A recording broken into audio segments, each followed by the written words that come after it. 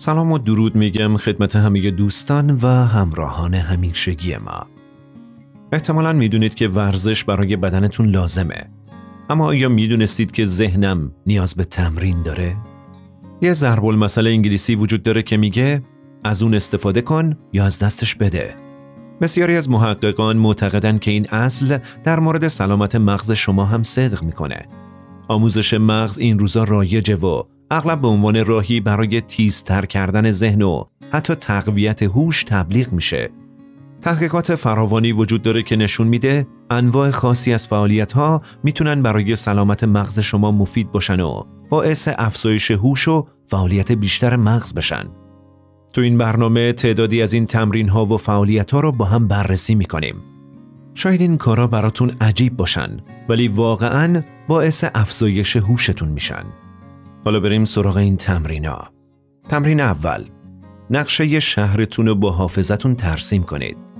با اینکه شاید فکر کنید میتونید با چشمای بسته تو خیابونای محلتون حرکت کنید، سعی کنید با ترسیم نقشه شهر یا محله خودتون با استفاده از حافظه در ذهنتون مغزتون رو به چالش بکشید. تقلب نکنید. سعی کنید خیابونای اصلی، خیابونای فرعی و مکانهای دیدنی محلتون رو در نظر بگیرید. بعد از اتمام کار، نقشه حافظتون رو با نقشه واقعی منطقه مقایسه کنید. چطور انجامش دادید؟ آیا از برخی از چیزایی که فراموش کردید شگفت زده شدید؟ اگه این فعالیت برای شما خیلی آسون بود، سعی کنید یک منطقه کمتر آشنا رو در حافظتون ترسیم کنید. مثل نقشه ایران یا آسیا و سعی کنید هر استان یا کشور رو نامگذاری کنید. توی ذهنتون روی نقشه ایران شهرها و استانها رو ترسیم و نامگذاریش کنید. حالا یاسوج کجاست؟ سمنان کجاست؟ بین یاسوج و سمنان چند تا استان دیگه هست؟ وقتی پشت فرمون ماشینتون هستید، حرکت به سمت سوپرمارکت یا مطب پزشک ممکنه ساده و تقریباً خودکار به نظر برسه. با این حال، مجبور کردن خودتون به یادآوری چیدمان محله و همچنین کشیدن روی کاغذ و نامگذاری اون به فعال شدن مناطق مختلف مغز شما کمک میکنه. حالا میریم سراغ دومین تمرین، یعنی چیز جدیدی یاد بگیرید. این تمرین مغزی مستلزم زمان و تداومه، اما همچنین یکی از تمرین‌هاییه که میتونه بیشترین فایده رو برای شما داشته باشه. یادگیری چیزای جدید یکی از راه‌هاییه که میتونید مغزتون رو سر پا نگه دارید و به طور مداوم چالش‌های جدید رو معرفی کنید. در یک مطالعه محققان به بزرگسالان مسن پیشنهاد دادن تا انواع مهارت‌های جدید رو از عکاسی دیجیتال گرفته تا لحاف‌دوزی بیاموزن. سپس آزمون‌های حافظه انجام دادن و گروه‌های آزمایشی رو با گروه‌های کنترل مقایسه کردن. افرادی که در گروه‌های کنترل بودن درگیر فعالیت‌هایی بودن که سرگرم کننده بود، اما از نظر ذهنی چالش برانگیز نبود، مثل تماشای فیلم و گوش دادن به رادیو. محققان دریافتند که تنها شرکت کنندگانی که مهارت جدیدی رو آموخته بودن در تست‌های حافظه بهبود داشتن. اونا همچنین دریافتند که این بهبودهای حافظه زمانی که 1 سال بعد دوباره مورد آزمایش قرار گرفتن هنوز وجود داشتن و نتایج بهترم شده بود. برخی از چیزایی که ممکنه بخواید امتحان کنید عبارتند از یادگیری یک زبان جدید، یادگیری نواختن یک ساز موسیقی یا یادگیری یک سرگرمی جدید. نه تنها توانایی ذهنتون رو با این کار افزایش میدید، بلکه به طور مداوم چیزای جدیدی یاد میگیرید که باعث میشه مهارت‌های خودتون رو گسترش بدید و موفق‌تر بشید. تو مرحله بعد یه تمرین مغزی جالب وجود داره که یک نوروبیولوژیست پیشنهاد میکنه که ممکنه به زنده نگه داشتن مغز شما کمک کنه. لارنس کاتس که یک نوروبیولوژیسته در کتاب خودش به نام مغزتون رو زنده نگه دارید توصیه میکنه از دست غیر غالب خودتون برای تقویت ذهنتون استفاده کنید. از اونجا که استفاده از دست مخالف شما میتونه بسیار چالش برانگیز باشه، میتونه یک راه عالی برای افزایش فعالیت مغزتون باشه. در هنگام خوردن شام یا زمانی که میخواید چیزی رو یادداشت کنید، دستتون رو عوض کنید. مسلماً سخته، اما دقیقاً نکته مهم همینه.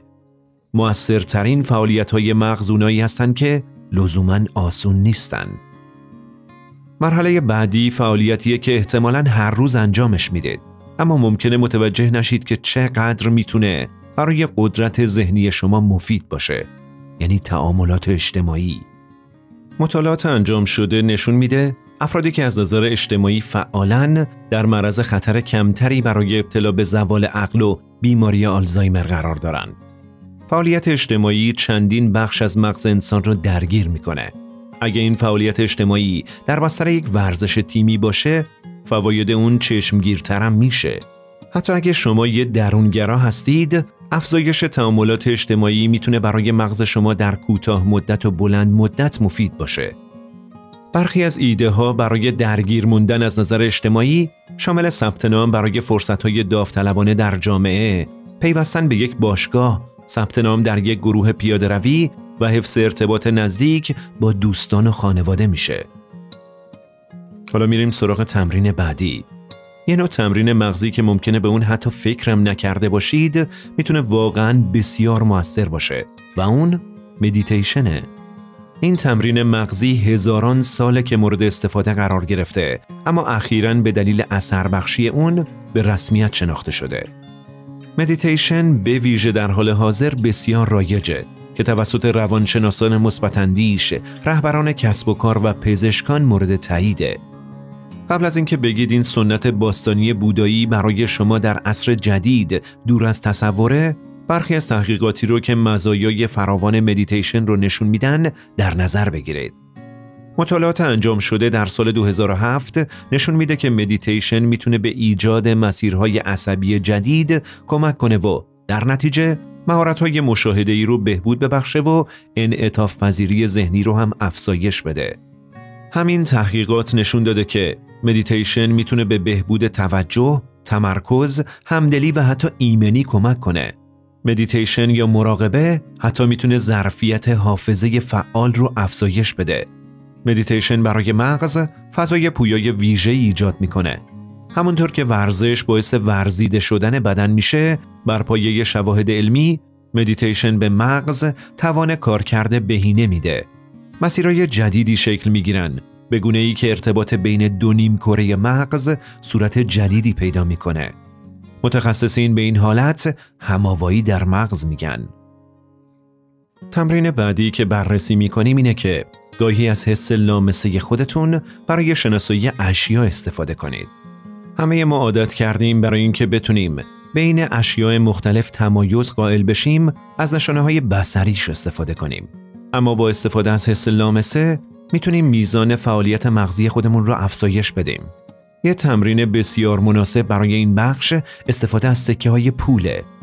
تعدادی سکه در ارقام مختلف رو درون یه جعبه بریزید و در زمانهای آزادتون یا در زمانی که در حال برگشت از سر کار هستید، اونا رو تک به تک لمس کرده و حدس بزنید که رقم نوشته شده روی اونا چقدره. این کار خیلی میتونه در تقویت ذهن و مغز به شما کمک کنه. آخرین تمرینی که بهتون پیشنهاد میدیم اینه که با صدای بلند کتاب بخونید. خیلی از ماها عادت داریم که تو سکوت یک کتابو بخونیم، اما گاهی سعی کنید با صدای بلند این کار انجام بدید. بلندی صدا به اندازه‌ای باشه که خودتون بتونید صدای خودتون رو بشنوید. با این کار مغز شما از چند جهت درگیر میشه، چرا که مجبوره هم به نوشته ها دقت کنه و هم به صدای شما. اگر این کار رو با همکاری یه شخص دیگه انجام بدید خیلی هم بهتره، چرا که علاوه بر دو مورد گفته شده باید روی تغییر نقش و سپردن اون به همکارم دقت داشته باشید.